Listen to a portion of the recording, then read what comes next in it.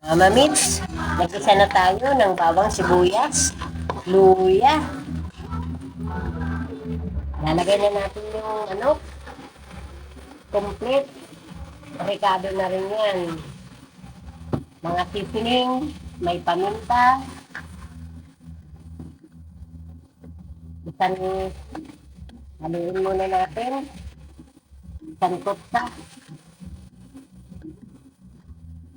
Lumabas na yung mantika ng manok.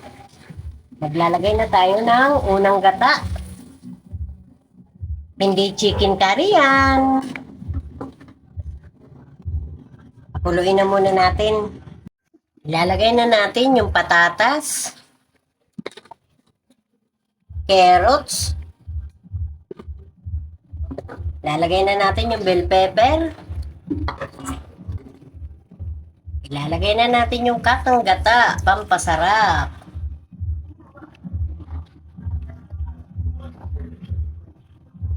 Maglalagay na tayo ng magic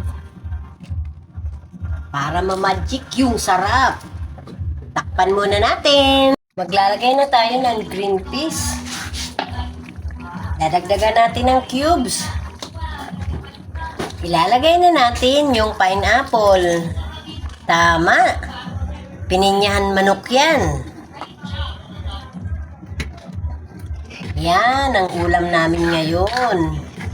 Pininyahan manok. Lutuin muna natin nang maghalo yung lasa ng pinya sa manok. Pan. Yan. Luto na. Ako pala, ang linagay ko, gata.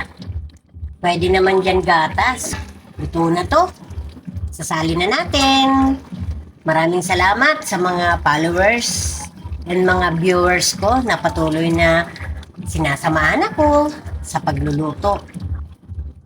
Salamat